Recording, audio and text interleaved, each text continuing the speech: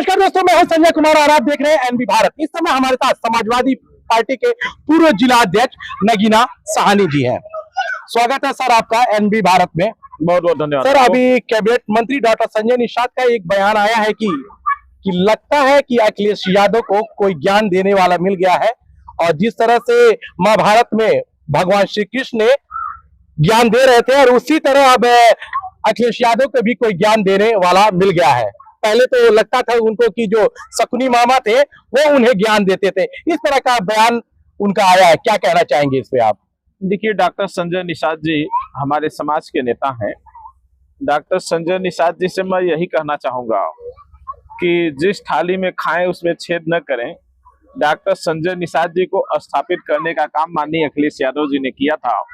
उनके लड़के को समाजवादी सिंबल पर गोरखपुर जैसे महत्वपूर्ण सीट से सांसद बनाने का काम समाजवादी पार्टी ने किया था, और उस समय तारामंडल के जनसभा के मंच पर उन्होंने कहा था कि मैं अपने बेटा प्रवीण निषाद को समाजवादी पार्टी को दान कर रहा हूं, और उसके बाद ही वो तुरंत वापस हो गए, भारतीय जनता पार्टी में चले गए। उनको ये नहीं पता है कि समाजवादी पार्टी के मुखिया माननीय अखिलेश यादव जी सभी धर्मों का सम्मान करते हैं। जिस समय समाजवादी सरकार रही है उस समय अगर हिंदुओं के लिए उन्होंने बैकुंठ धाम बनवाने का काम किया, तो अल्पसंख्यक समाज के लिए जो जहां दफनाया जाता है उसकी चहारदीवारी भी कराने का उन्होंने काम किया। तो माननीय अखिलेश यादव जी सभी धर्मों का सम्मान करते हैं।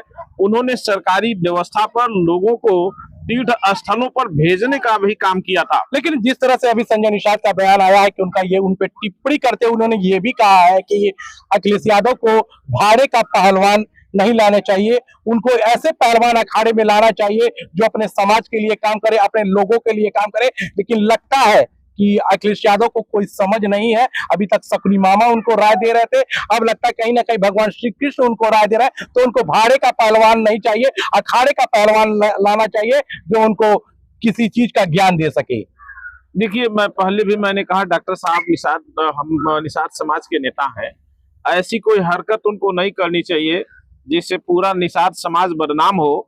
अभी जो उन्होंने कहा कि भाड़े के लोगों को ले आके लड़ाते हैं राष्ट्रीय अध्यक्ष जी, तो वो खुद बताएं जब 2022 के विधानसभा चुनाव में भारतीय जनता पार्टी ने डॉक्टर संजय निषाद जी को 16-17 सीटें विधानसभा का चुनाव लड़ाने के लिए दिया था, तो वो खुद बताएं कि कितने निषाद समाज, जिस निषाद समाज के वो नेता हैं, जिस निषाद समाज की बदौलत आज वो कहां से कहां पहुंच गए हैं, उस निषाद समाज से कितने लोगों को उन्होंने चुनाव लड़ाने का काम किया, कितने लोगों को स्थापित करने का काम किया, ये बताए ना वो मुझे। आप भी निषाद समाज से जुड़े हुए हैं। अभी उनका जो 13वां जो संकल्प उन्होंने यात्रा जो निकाला था, उन्होंने कहा है कि इस बार जो हमारे समाज के लिए करेगा, जो निषाद समाज के लिए कहेगा। और संजय निषाद ही एक ऐसा व्यक्ति है जो अपने समाज का वकील बनकर लोगों तक जा रहा है। मोदी जी से मिल रहा है, अमित शाह से मिल रहा है, और योगी जी से मिलकर उनकी बातों को रख रहा है, और किसी चीज को कराने में टाइम लगता है। और सपा बसपा ने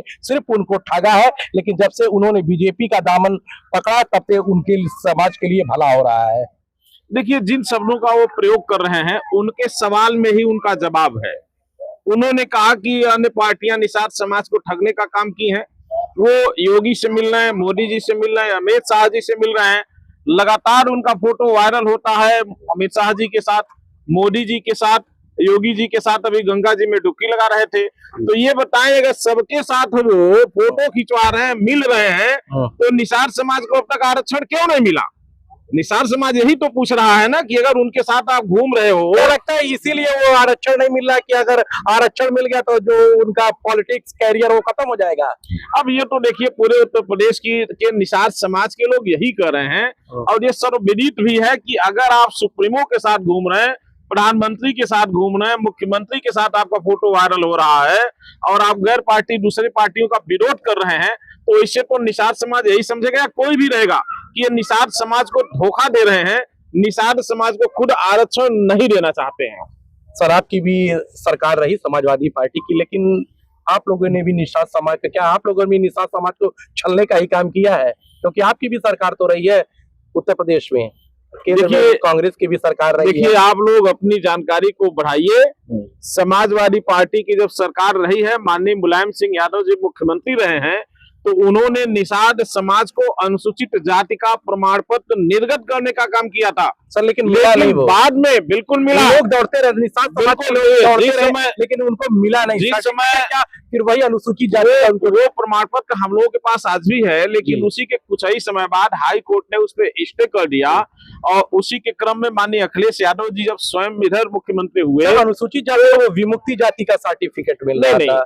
माननीय मुलायम सिंह यादव जी जब सीएम हुए तो जी। उन्होंने निषाद समाज की जो अन्य जातियां हैं इनको अनुसूचित जाति में सम्मिलित करके प्रमाण पत्र निर्गत करा दिया था उन्होंने, हम लोगों के पास आज भी पड़ा हुआ है।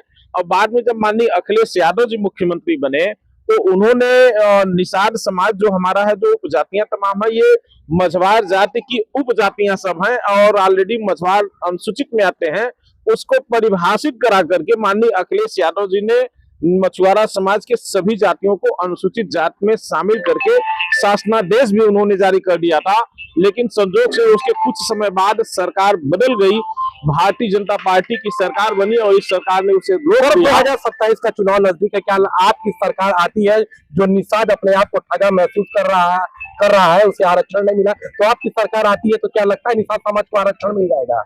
देखिए, इसमें कोई संदेह नहीं है, अगर समाजवादी पार्टी की सरकार बनती है, जब समाजवादी पार्टी की सरकार बनी तो निषाद समाज को अनुसूचित जाति का प्रमाण पत्र स्टेट से लागू किया गया।